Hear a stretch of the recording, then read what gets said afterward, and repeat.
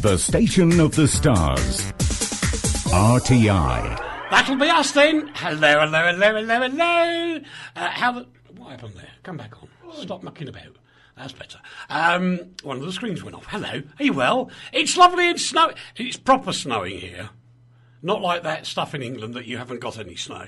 I'm Eric Wiltshire at the base of the glorious Tattery Mountains in the heart of Europe, the best bit. And, we're here to entertain you. But first of all, because I know lots of people are joining us now. Afternoon, Steve, in first as always. And I've got to say hello to Mrs. S, who is from Napoli, because she wanted me to say hello to her a little bit earlier. Oh, my God. You have to verify this in a minute. Jesus is listening. Really is. There is a Jesus G listening right at the moment in time. There's Mrs. B from Napoli. I lost her for a minute there. Hello to Celine, Jason, and Jay, and Tam. Oh, there's just so many. Amen. Well, he says Amen with a Y. You've got Jesus, Big J, and Amen. I know. A bit overmodulated today, are we? Oh, sorry. Ooh. Was that somebody being rude? No. It could be, Steve. It could be. Let me just have a little look here. And 1, 2, 3, 4, 5. Let's turn that down a little bit. There we go. That'll be all right now. Anyway, where are we? We're in Poprad. And today's special topic is Facebook are not the problem. Facebook is the problem, not are. Facebook are not the problem. Facebook is the problem, not are. Facebook are not the problem. It's the arrogance of self-appointed amateurs running groups that are killing the platform. That will be the debate shortly. And shortly we will be having that debate with your views. Today's special topic, Facebook are not the problem. Is not the problem. Facebook are the problem. It's the arrogance of self-appointed amateurs running groups that are killing the platform. Facebook is not the problem. It is the problem. Afternoon, Matt. Afternoon, Dave. But before all that, morning. Hello, I've just been talking to you. Afternoon. And a good evening.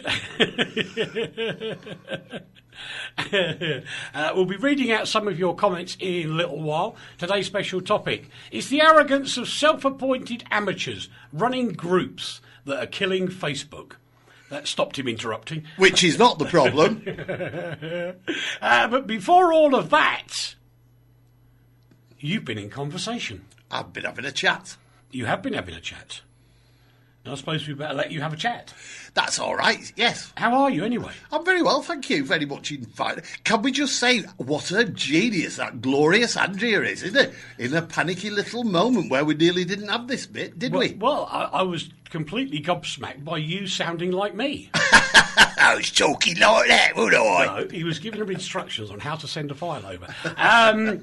Normal programme in a moment, but first, in front-running order, we have put Rach at the top. That's rather a shock, isn't it? Rach on top. Rach is on top. It's not really much more I can say. Well, hello, Rachel. Let me ask you something personal. Are you hot? Always. But let me talk about the weather. It's very hot here, Uncle Lee. It's undignified levels of hot. Currently at... what is it, 20 to 10 in the PM. It is 36 degrees outside. And tomorrow we're going to reach a scorching 44. Gosh, that's incredible, isn't it? Oh, honestly, you need to move. You need to go somewhere else. I know you'd love to come here. Cold weather. Well, I would love to be there. Gosh. -11. -11. And snowing. And it's snowing and it's gorgeous and the little church in town keeps playing nursery rhymes. It's just wonderful. I'm so jealous. You've no idea. I am absolutely chartreuse with envy. I just got overcome by emotion then. Me too, and for very different reasons to you. Right, anyway, we've got some it's quite serious subjects last week, wasn't it? But yes, there's some subjects that you really heartfelt by you, and it's in 3 parts. So let's have a look at the beginning. It's about a young lady, isn't it? Yes, this lovely Israeli student who came travelling to our lovely country to study. Her name is Aya Masawi, and she was murdered in a suburb in Melbourne called Bandura. And she was sexually assaulted, then murdered, and basically left behind a bunch of bushes, and some tradesmen came across her body the following morning. The good news is that they caught the guy who did it really quickly, because he left clothing that the police recognised. He's known to police, and they recognised his clothes, did a DNA test, stitched him up. He's in jail now. So it was good that they caught him very quickly. But her family had to travel. Her sister actually was living with her in Melbourne, and she was on the phone with her sister when she was attacked. And that is just horrifying to even imagine. But her father and her uncle and a couple of other family members had to fly out from Israel to come and repatriate her body. It was nice because one of the local mosques, she's actually a Muslim, and one of the local mosques, they did this because in Muslim culture, you must be buried really quickly. You have to be buried very, very quickly. Yeah. And they don't want to bury her in Australia. Obviously, they needed to repatriate her body home, but they took her to a mosque so that the women in the mosque could do the ceremonies that they needed to do, washing her body, etc., which is very, very important, and have her wrapped sufficiently as the religion calls for. And then she was sent back. She actually arrived home into her hometown in Israel this morning, and the whole town shut down. But there's a huge shrine to her now in this suburb in Melbourne. It's just covered in flowers and, tributes from people, from strangers. Her father was very overcome by the support that they received from the community here. Unfortunately, though, Uncle Lee, this is not a new story for Melbourne. There was a young girl maybe 9 months ago, a young lady by the name of Eurydice Dixon, who was murdered in much the same way by a completely different perpetrator. Yeah. And before that, there was a terrible, terrible murder that actually made international news because the lovely lady was from Ireland, and her name was Jill Marr. And she was attacked in much the same way. And it's by people who are known to police. Some of them are out on bail when it happens. So our whole justice system is under a huge question mark. It's how these people get out to offend and what were they doing out on bail and that kind of deal. And most of the heinous crimes that take place in Australia are by guys or girls who are on bail. This is a strange thing, isn't it? In Britain, obviously things like that happen all the time, particularly in London, where there are gangs who commit crimes. But generally, in Britain, the bail system does act as a deterrent for people who, might have committed a crime, no matter what it is. In a one-off situation. Why do people disrespect the law over there so much? I think they know that the justice system is. I mean, the running joke in Melbourne is that you'll get more jail time for having a car accident and doing something stupid with a car than you would for actually taking a human life with your bare hands. Yes, and you can get sentenced to whatever, but you will be paroled after a really short amount of time. Crimes like this, there's no question, life is life. There should be no parole. And, that's the order of the day as far as I'm concerned. And a lot of other people feel that way, but I don't know. I think magistrates have maybe gone soft. I'm not really sure. It's a big question. And it's always a big political question because our government leaders tend to sort of go a little bit softer on crime. Some political parties go soft on crime. So if you've got a more to the left government, you're going to get a really soft on crime stance. They're all about people's civil liberties and so forth. And the other thing too is that these days, defendants are playing the mental health card a lot. Yeah. And getting reduced sentences that way. But surely, yeah, it's fine to like blame the judicial system for going soft. But really, what's actually happening? If the judicial system is going soft, what's actually happening is the criminal fraternity is actually going wild. Why is there so much crime? Why is there so much unhappiness? So much negativity in your countries? Is that because it's such an incredibly expensive place to live?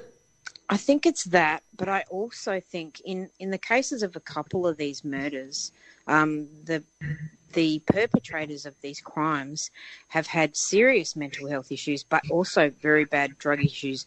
And ice is the problem. I think ice is the problem. Yeah. Because it makes you psychotic and it makes you do irrational things. This person may not, and when they're sober and running around, without any substance in them, be perfectly reasonable people, but they get something in their system that turns them into a psychopath, and it can happen really quickly. And because ice is the devil. But they turn and they get psychotic and they do something completely random that would be out of character for them. But not the drugs made me do it. I really believe that if somebody's going to do something evil, it must have been sitting inside of them somewhere. I think But I think it's the rampant drug use, the fact the drugs have gotten worse and dirtier and cheaper and easier to get a hold of. Let's investigate it a little bit further, though. You have a massive country, so there is. It creates very strong individuals. I know when I moved to the countryside in Britain 30 years ago, I was actually told by a psychologist for a story that out in the countryside, people are not restrained by the same conventions as people who live and work in cities.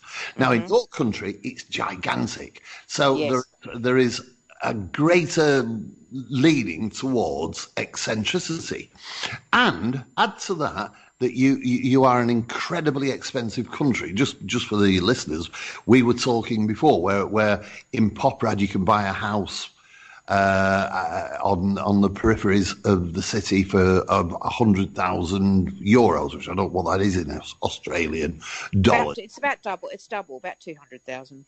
Right. So. But to get a similar kind of house in the suburbs in Australia, you're looking at nearly $1 million Australian dollars. Right. So you've got that kind of restraint as well, and that kind of frustration.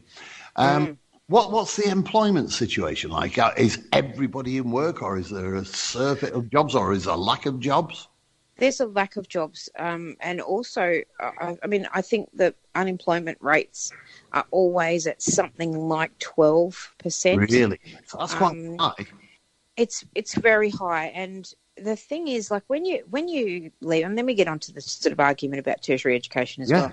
Yeah. But when you first get like Rob, he got his degree, and he's a surveyor, and the first jobs that he did were always in regional Australia, not in cities, in regional Australia. So you get your degree or whatever you do, and you go out to regions, and that's where you do your grunt work and pay your dues and do all that stuff, and then you come back to the city and make some money.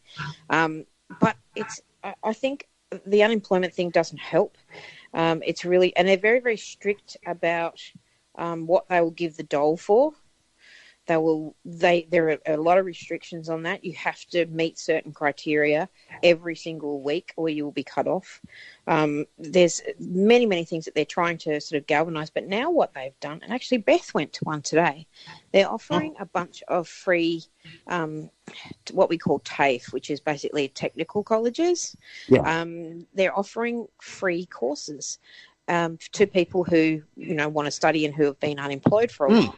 So they're offering these free courses so people can re-educate and get back into the workforce. So she's looking at doing, because she's had her own troubles of late, as we all know, and she's looking at doing a couple of different diplomas, one in youth work and another in drug and alcohol, so that she can go out and share her experiences and do something good and pay it forward.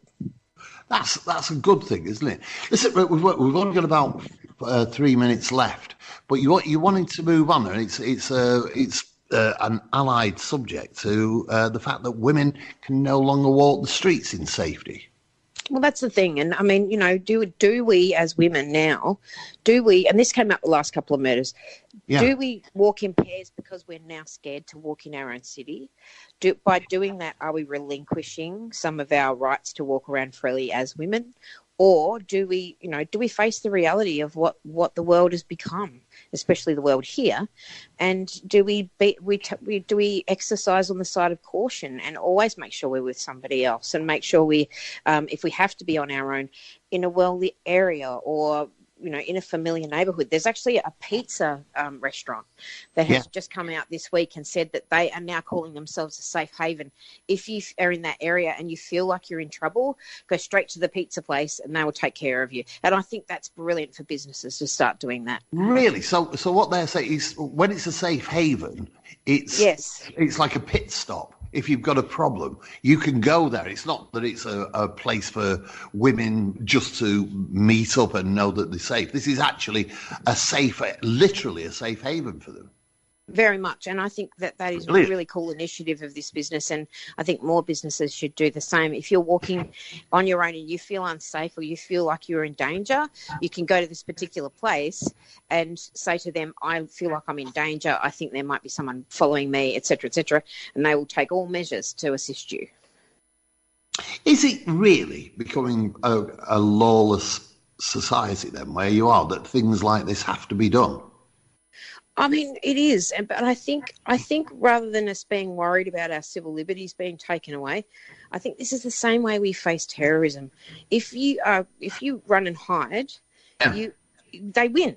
So I think we need to seriously just not run away. We need to always be vigilant and keep ourselves safe and not put ourselves in risky situations. But I think we need to, as a community, band together and say, okay, what can we all do to make sure we are all safe and we all take care of each other? It's just something while you were saying that crossed my mind, and it really is quite obvious. But why are women being targeted now? Is that simply because Australian men are big, bruisey, beer swelling, big animal macho men? But why are they picking on women? I think in these particular recent cases, I think they were crimes of opportunity, because they were strangers. They didn't know this. They didn't know the victims. It was stranger murder, which is very rare. So I think there's a bunch of opportunity. It's an easy target. These two particular guys who did these last two murders, nothing particularly forbidding or menacing about them. They're pretty tiny, scrawny little drug users. They're not real big. They don't eat. So I think it could be anybody. It was just crimes of opportunity. They feel that they can, and if they're full of drugs, the bravado is unbelievable. They think they're bulletproof. They think they can do anything they want, and they do it. But it shows, what it actually shows, and we're going to have to finish now, but it shows that there is an inherent disrespect towards women, towards law, towards society. And that's something which is endemic throughout the Western world, here where we are. And something is going strangely wrong with this world, and people are being victimised because of it. It's a very, very frightening situation. I think it's absolutely brilliant that you brought it up and highlighted it for us. But we're going to have to go now, Rachel. It's been really good. And we'll see you again soon. Fantastic. Have a great Friday, everybody. All right, Rach. Speak to you soon. Cheers. Love your work. See you, Uncle Lee. Have mercy, Mr. Attitude, Eric Wiltshire. The Station of the Stars. RTI. That'll be us then. Thanks, Rachel, for your, dulcet tones, as always. Hello to Eric with a C. Not Eric with a K, Eric with a C, which probably means you're in the UK. Hello. Also, hi to Mohammed. And hello, Dorothy. Hello, Dorothy. She's there, looking after us as always. The big topic today, which we'll do in a bit, Facebook are not the problem. It's the arrogance of self-appointed amateurs running groups that are killing the platform. And we'll come to that in a minute. Well, actually, I'll just read Steve's out. No, they're not. It's the users who abuse the platform that are the problem. Is the problem. Are not the problem. Is the problem. They're not. Facebook is an is, not an are. It, Dorothy, back me up. He's arguing semantics again. He's arguing semantics again. So what's your view? Do you think Facebook is being... A lot of people are saying Facebook's not what it used to be. And I'm saying it's the arrogance of self-appointed amateurs, people who don't know what they're talking about, really, running groups that are killing Facebook. And not only that, but they're getting so... Up themselves. No, there's the growth of these self-appointed amateurs is getting so horrific now that it's actually killing social media off, because anybody can become a guru on social media when in actual fact they know nothing. Exactly. And one of the points we discussed recently, which I may well do a little piece on, the ConsumerWatchFoundation.com. Yes. See, I said it first before him. After 13 minutes, boys and girls, is all about 5G, and people are going, oh, David Icke is one of the main protagonists going, the end of the world's coming, well, I'm paraphrasing, because of 5G. He's talking out of his derriere. He knows nothing. Does he live in Ireland now? I have no idea. He might as well. He did become friends with Michael Jackson, didn't he? Little monkey. I know. And it is complete claptrap what they're talking about. Eric Claptrap. So I'd like to discuss Facebook a bit later on. But first of all, Muriel Pavlo. I know. I bet you don't know who she is, do you? No. Yeah, everybody out there does, apart from you Philistine. True. Muriel Pavlo, actress best known for her role in Reach for the Sky, opposite Kenneth Moore and the Doctor films opposite Dirk Bogarde. Didn't really read that very well, did I? No. But anyway, she's died. She was 97. She actually was really famous in Britain when she played Douglas Bader's wife in Reach for the Sky. She rinsed every bit of emotion out of that incredible story. She was beautiful too. She's dead. Oh, well. Apparently there was a little bit of a problem with the feed for a while, but Paul sorted that out by rebooting his Apple browser. Charles says, hi to you from the UK, lol. My name's not lol, Charles. My name is Eric, with a C. With the C. Lee looks like he needs a drink, I agree. I love you too, okay, that's from the UK. And what's that Duke says? How'd you do? How'd you do? Marvellous. And Paul says, Aussie's big macho men. Yeah. You never met TW. That's Tony Windsor. I understand who you mean. I met Kerry Packer. Foolish boy. And if I could get the mouse to work, which I can't. Oh, shush, he's silly. I totally agree, Eric, says Duke, that the so-called admins letting stripes go down to their heels. Hey, what's he talking about? Are you twisting my melon, man? Oh, to their heads, rather. Ha ha. Okay. All right. Andy Harper's... The lovely Andy Harper is there. Hello, Andy. Chris Gerard says, hi, everyone. Hi, Chris. Hi, Chris. Hi, Jim Barb. Peggy Young has passed away. That's another one. The co-founder of the Bridge School for Children with Speech and Physical Impairment. She was actually a nice lady. She was. Did you know her?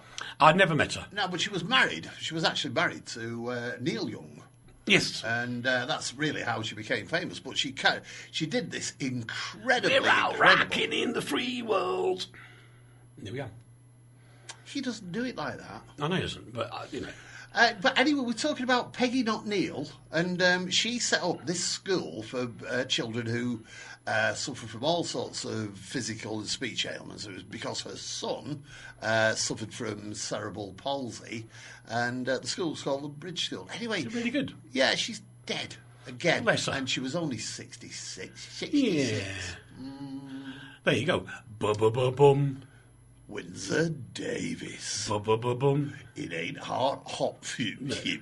Whispering grass don't need to know, 'cause the leaves don't need to know. As it says Can there, you do the high piece? I can do anything. I can get high any time. You do the whispering grass bit, and I'll do the. I don't know the words. Oh, God. Gordon Bennett, boys and girls. As Windsor Davis used to say, shut up! Anyway, he's dead as well. He has, actually. That was just one of the most funny songs that was ever a big hit in the UK. I remember it. I just don't know the words because I'm not a Philistine like you. I know the words to things like... But this is from an old... Hard Rain's Gonna Fall. This is from one of your old black and white movies that you like. I know, but it doesn't mean I have to know it. Yeah. Anyway, Windsor Davis. R.I.P. Lovely man. Yeah, lovely. Great fun. And he just... He was actually quite a good character actor in his own way. He was quite well known through all sorts of things, but he really made his name in that. And it was in those really, really un-PC days where he used to call his army colleagues a bunch of poofs. Yeah. Poofs. Yeah. Hi to Mohammed.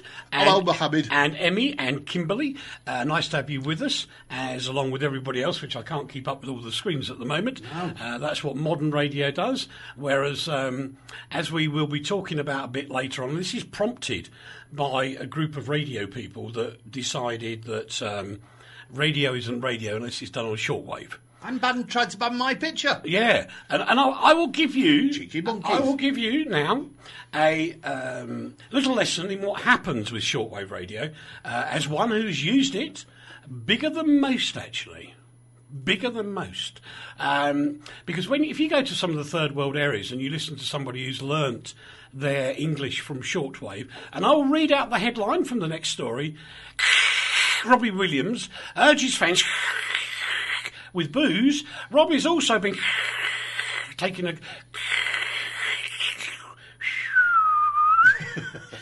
telling them how to mix with take that.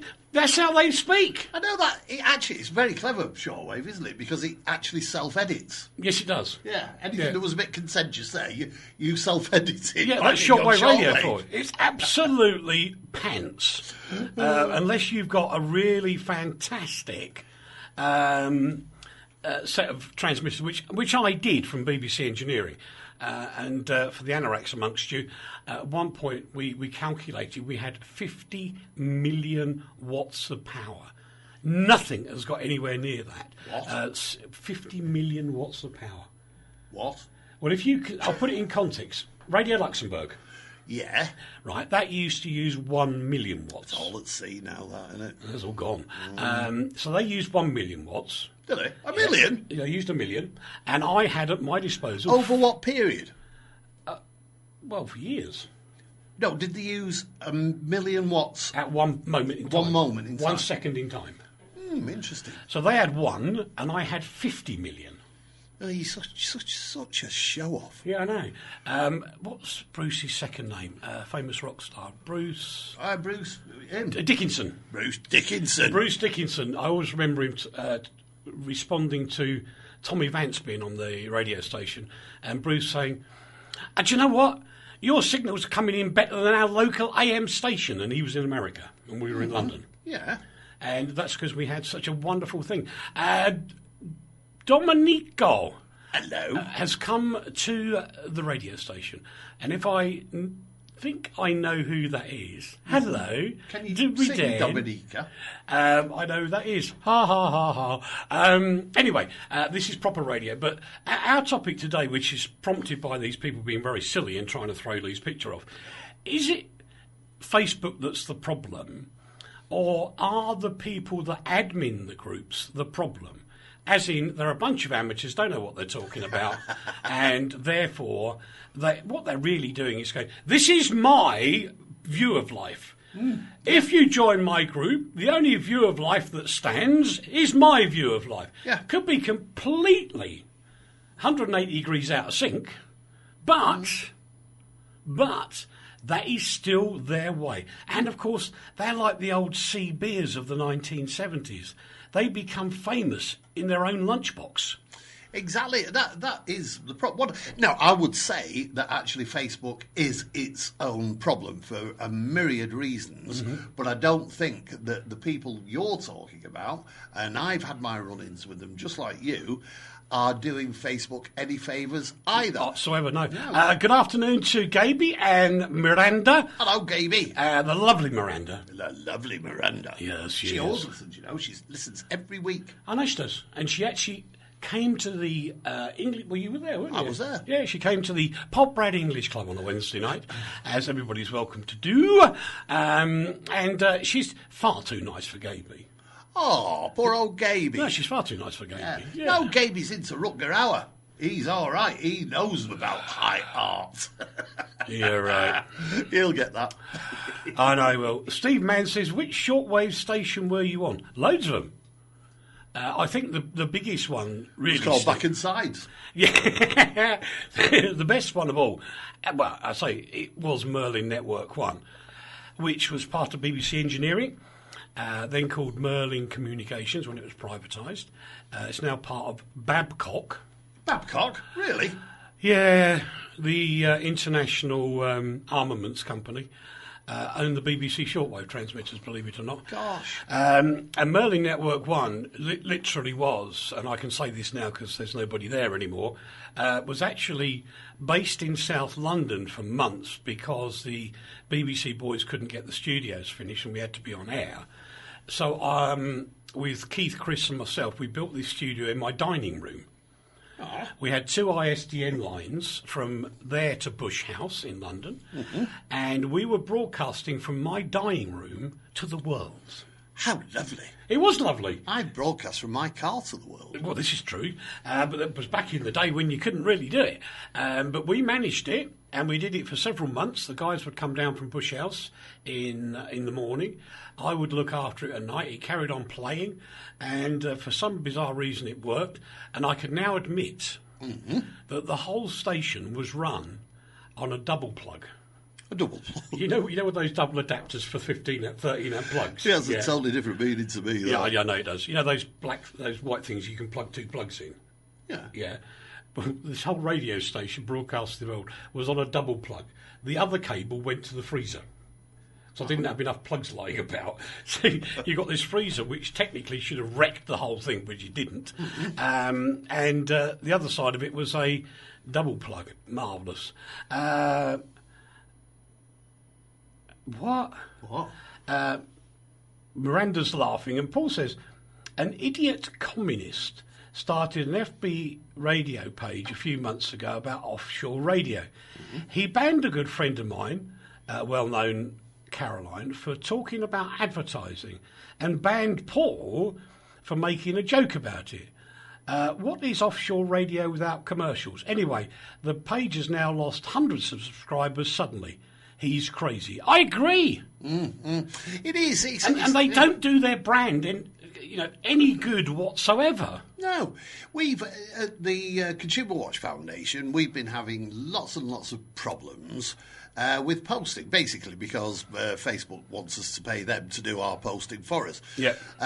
But one of the problems we had is the insidiousness of these people we're discussing, who don't come to you, don't come to the person who's posted on their page and say, excuse me, I prefer it if you didn't do that. Yeah. We don't like this stuff, or it doesn't fit in with us.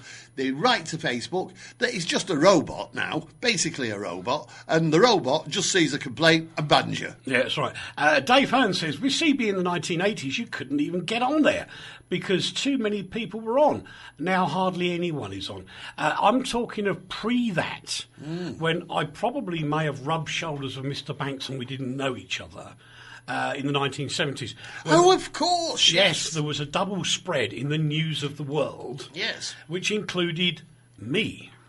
It did. It included him. We needed a double spread to get him in. I was thinner then. And it was me driving up the road with this young lady reporter from the News of the World. The truckers were talking to her, and luckily she did not understand CB lingo, because what they were suggesting they wanted to do with her was not very nice. And you can work the rest out for yourself. And even back then, you had these self-appointed people that all of a sudden, from being nobody, sitting in their bedroom with a portable television, became CB radio people. Oh, yeah, it's always been an image thing, isn't it? Yeah. Oh, what's Steve say? What was your handle, Lee? Did you have a CB radio? I never had a CB radio. You didn't? No, I had love handles. Because I drove a white van... And he had a white van. I decided to call myself Polar Bear. Oh, dear. Because he used to drive it naked. Yeah, probably. Dave Lee Travis was the hairy cornflake. Yep. And I'm trying to think of other ones. I can think of some which I won't mention on here at the moment. The boys from The Professionals. You remember that TV programme, The Professionals? Bodie and Doyle. Yeah, Bodie and Doyle. yeah. Big pair of wimps. Don't be so rude about They were Dobie and wimps. Boyle. They were. They wanted to buy some CB radios when they were naughty. Yeah. And so they got in touch with us, and we had to go down to Watford, just outside Watford, to deliver this huge place where they were living. And they were like, "You sure you can come in with that? Can you put it in the car for us? Yeah, don't tell anybody about this." And they were like a pair of girls.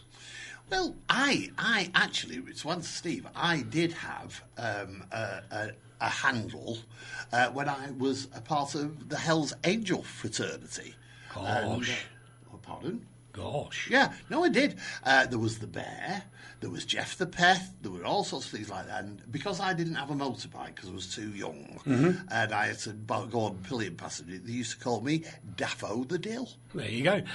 Chris says, didn't Merlin Network broadcast Caroline on 648 using DRM? There was a couple of hours, Chris, where we did that.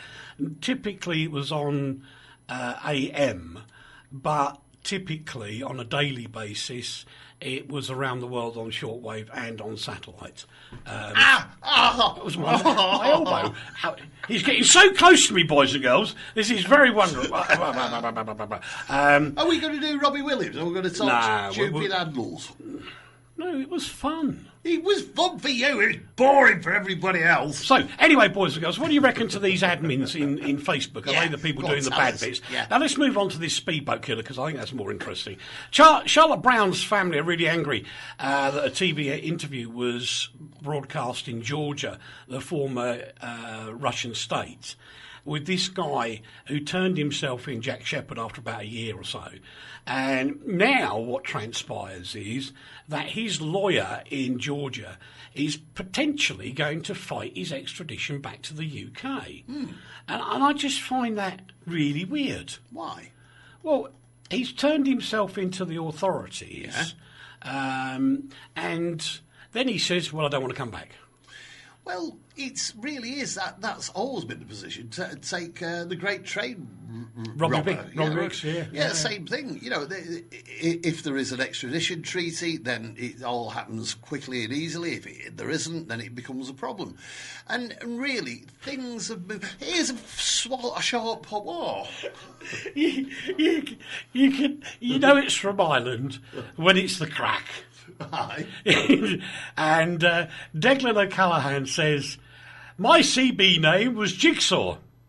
I could never get it together. Ha ha! Well, that had you in pieces, didn't it? Thanks, man. And greetings to the Emerald Isle. Yes. Absolutely. Going back to him, though, the simple fact is, this is an obtuse link to this. But Hello, Sarah. The British press, whom I adore, as everybody knows, actually had a real go at Jack Shepherd over the fact that he was grinning while he walked out of the police station, and he was chatting with the police. And the Daily Mail, who'd hunted him down in Georgia, said it was despicable that he was laughing. But, funnily enough, you know, Alex Salmond, who has just faced a series of attempted rape charges, Yes. walked out We of emphasise we emphasise alleged rape That's charges. what I said. I'm just emphasising it, No, you just could- for the lawyers. Yeah, okay, darlings. He walked out of the court doing the same, chatting with the police, laughing and smiling, and nobody picked him up on that. This bloke, Jack Shepherd, right, disappeared. He has now said, because he was depressed about everything, he didn't know what he was doing, and he fled to Georgia. Now, the difference is the extradition is a totally different thing to him facing trial. He's been found guilty. He's facing 6 years, and for insulting the courts, he'll face more time. Yep. And surely even he deserves the right to be presented in law by a professional. That is the law of the UK. Exactly. But what he's doing is being held in the Ukraine. I mean, I wouldn't want to be in the UK prison anyway. It's He's not horrible. in the Ukraine. Sorry, Georgia's not in Georgia. the Beg your Ukraine. pardon. He's in Georgia. I've been there. I've been to Tbilisi. It's lovely. Yes. So he's in Georgia, and his lawyer in Georgia is potentially going to go to court and argue against him being extradited to the UK. Surely Now- he has the right for a lawyer to do that. No, I don't disagree with that. What's your point then? But the point is, he has been found guilty Yeah. in the UK. And he's a felon on the run. Well, yeah. So why don't the Georgian authorities just recognise that? Well, maybe they will. Maybe that's why he's in court. Could but be. he's having the legal representation. Could from be, the could other be, side. could be. Yeah. Steve says, I got a CB once. I had my back operation and was bedbound for 6 months. My handle was Professor Rubik. He's cubed. I think he was. It's because you've always been a square. We move on to James Dyson, and I was so angry. I'm very angry about this and all. Yes, because you've got this. And we've avoided Brexit as much as is humanly possible because it makes my blood boil. Not because I'm biased one side or the other, but because the mindlessness of people. Yeah. Yes. The James Dyson thing has become a Brexit thing because people are calling him a hypocrite because he's moved two people,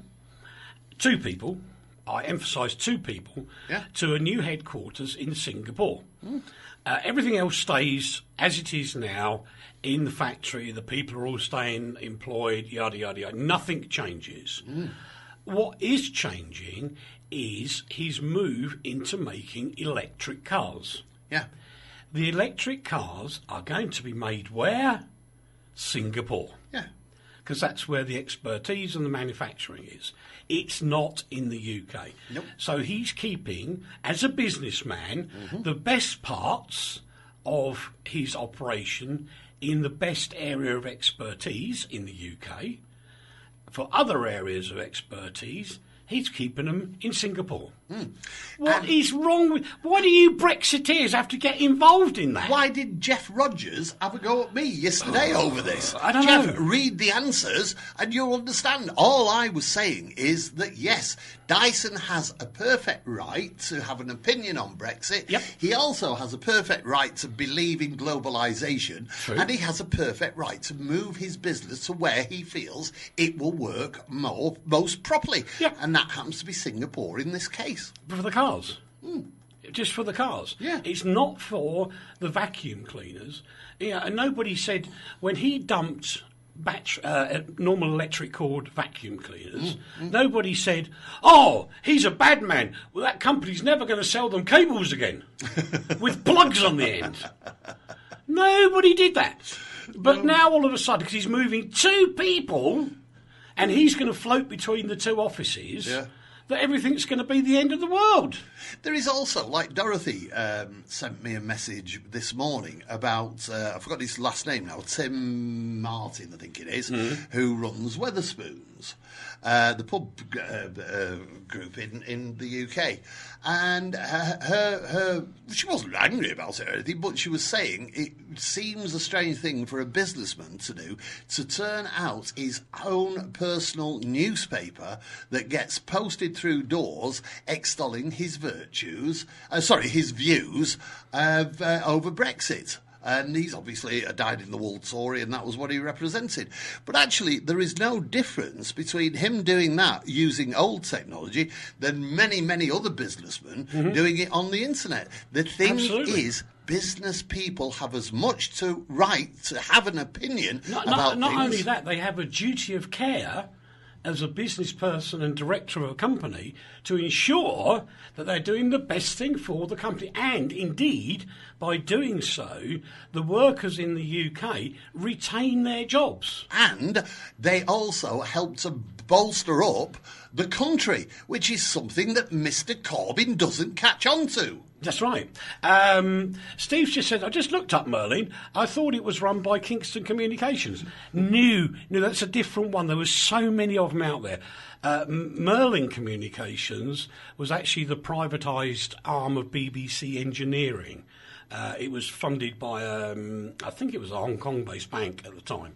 And they bought it off the BBC, and hence Merlin Network One, you see.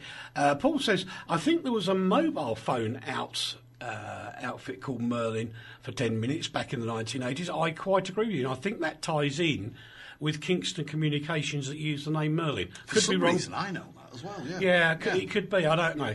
Anyway, we stay with Brexit because the boss of Airbus has gone whinging, saying it could be the end of the world. What the story doesn't tell you at the top is one important issue. Yeah. He's leaving. He's whatting? Leaving. The boss who's saying Brexit could be the end of the world for the UK as far as Airbus is concerned is actually leaving the company as of now.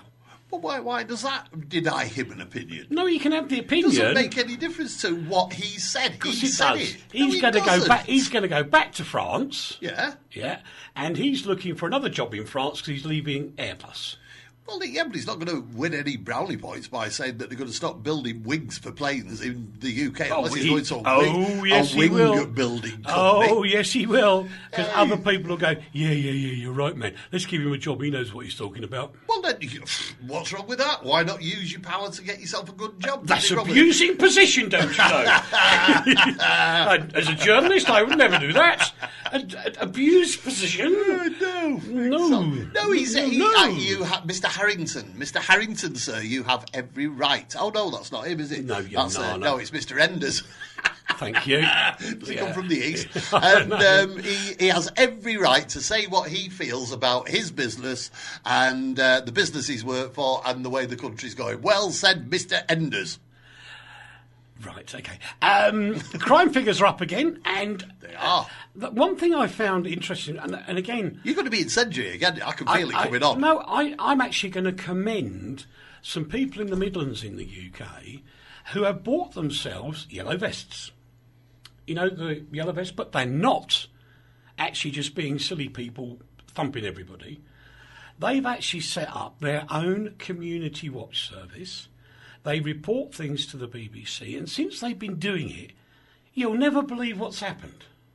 I have an opinion on this. The crime rate's gone down. Of course it has. If people are reporting on the street, that's the problem with crime in Britain. Nobody reports it.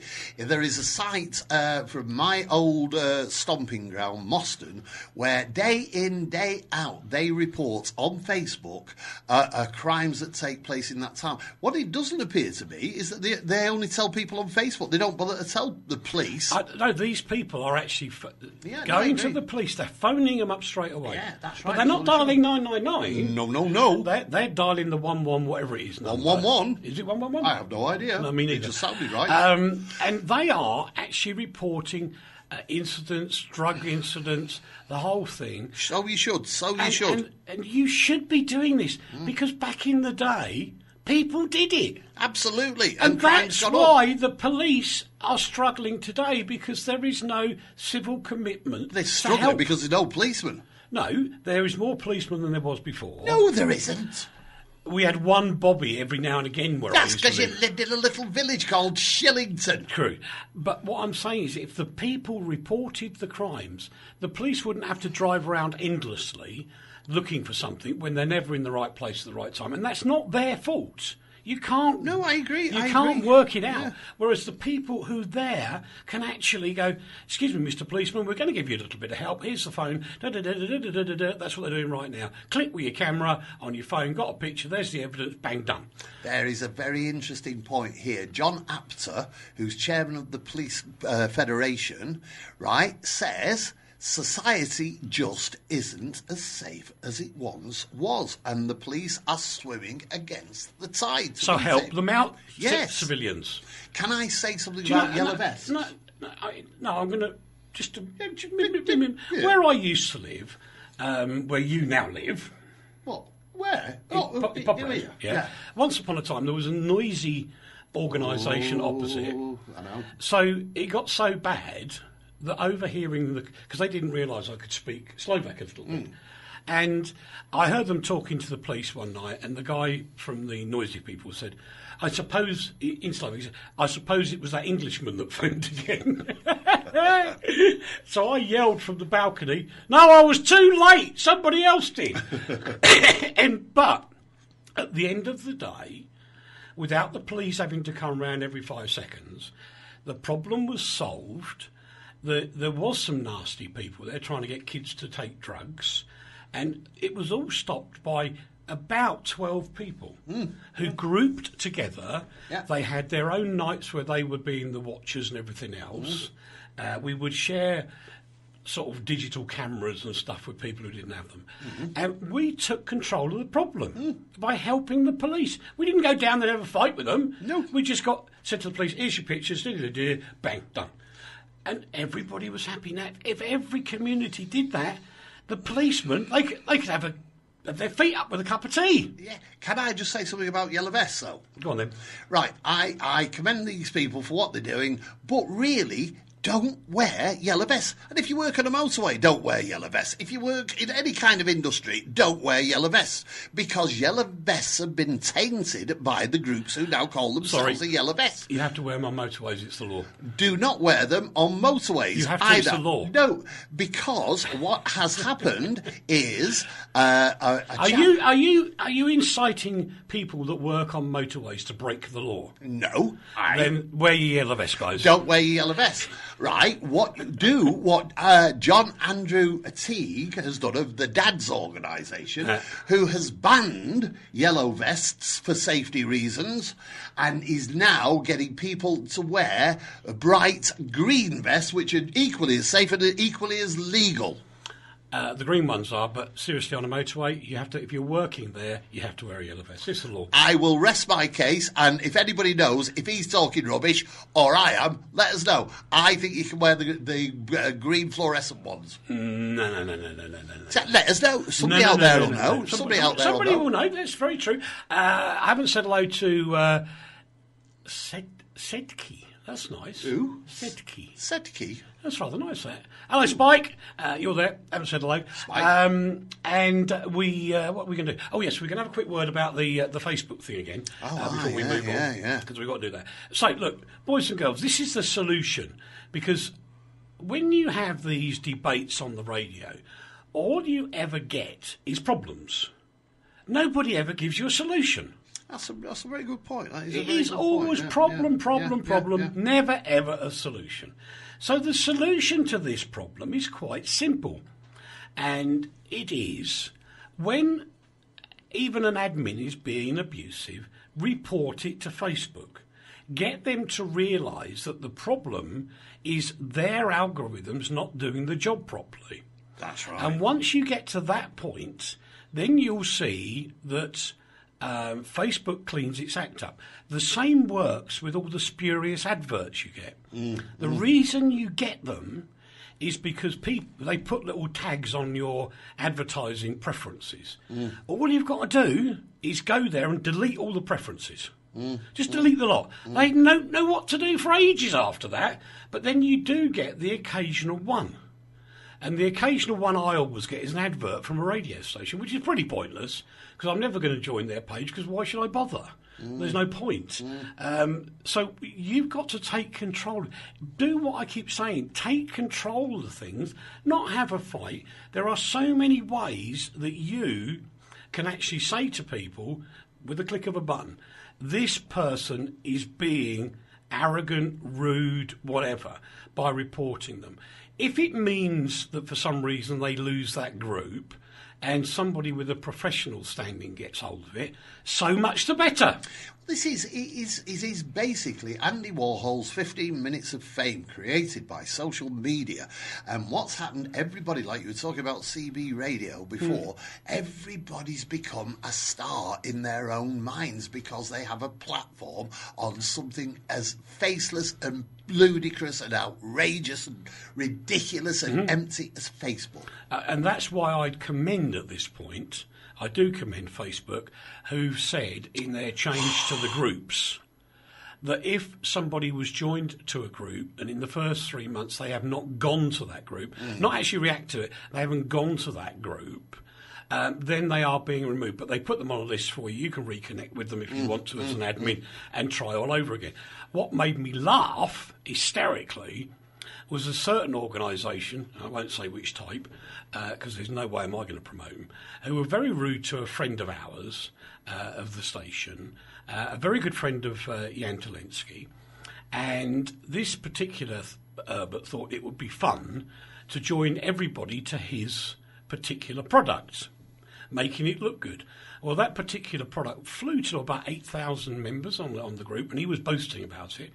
After Facebook did their thing, it was down to about 2, which means he was fabricating the whole lot. That's right. The problem with that is I objected when it happened to the Consumer Watch Foundation group and everything. All of us went there and saw. Actually, it wasn't as bad for us because no, it wasn't. A lot of people are reacting and yes. reacting well. But I didn't understand what had happened, and I know other people didn't. And the reason we didn't understand is because Facebook. They didn't tell you before they were doing it. They told you after they'd done Well, they didn't even tell you afterwards. They did. Well, they did in a way, but what they didn't do was explain it in terms that everybody could understand. This is a social network for everybody, not for people who can work out the jargon that the robots at Facebook put together.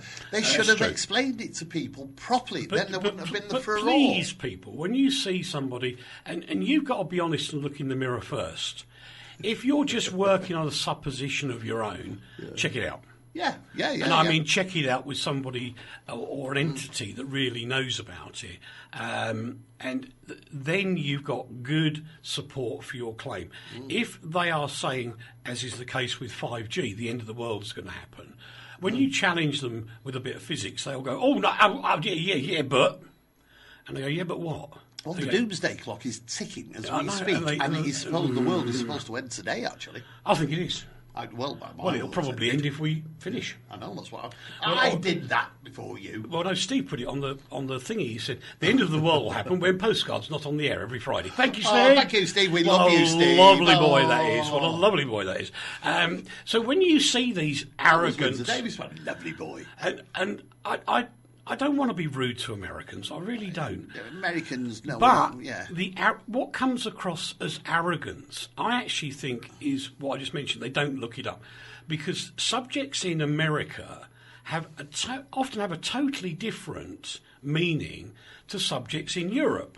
And the same in the Middle East as well, because we're all different. So you can't assume that just because something's done one way in America, it's done the same way in every other part of the world. Viva la difference. Correct, because it actually isn't. Do you know, I'm getting very good at doing stuff left-handed, you know. Oh, you indeed. You really want to share that with the Well, I have to do world? I have to do left-handed things. The major solution to this for Eric is to write his memoirs. No, don't. No, he's is that Mr. Rustling? No. Then everyone will be too busy reading that to go on Facebook. Now you see, I'm in deep trouble now, Steve. Oh, is that Mr. Mann? Yeah, because Mr. Banks is always moaning at me. I have told him that I will ghostwrite it for him, or at the very least, I will edit it for him and make him spell properly. That'd be a miracle, being dyslexic. And Mr. Rustling's been nagging at me for years to do it as well, because we do have some fun stories. Yeah. But I don't know if anybody else would find them funny. Well, write them down and we'll find out. Well, that's very true. We might do that. Anyway, what are you up to this weekend, apart from getting going to a beer tasting Yeah, tonight? we've been invited to a beer tasting in Poprad. Whoa! I think that's what we've been invited to, because they asked us in Slovak, but I think I worked out that's what it meant. I think I kept hearing the word pivo. Pivovar. Pivovar. Pivovar. Pivovar. That's a stupid word for beer, isn't it? You could No, change it's it not. to beer. Beer is pivo. That's what I said, pivo. Then you No, put a bavar Then on the end. pivovar is a brewery. A pivovar. Is a brewery. I'm going to a brewery, and I've tried to persuade him to come with me. So that's what you're doing this weekend, then? Well, it's what I do every weekend, really. Well, that's very true. Say goodbye, Sooty. Goodbye. Oh, I can't remember all today. Bye-bye, everybody. Bye-bye. That was Lee's contribution, and Rachel's a little bit early on to Postcard from Poprad. Thank you to everybody who joined us on all the different platforms around the planet, because that's what proper radio does. It interacts with its audience. Funny, that. Whereas the other lot... Well, what can I tell you? They just pretend to do it. But that's the way life is. See you soon. Be careful out there in the terrible conditions in the UK. You might slip over a From the heart of Europe to the world, this is RTI.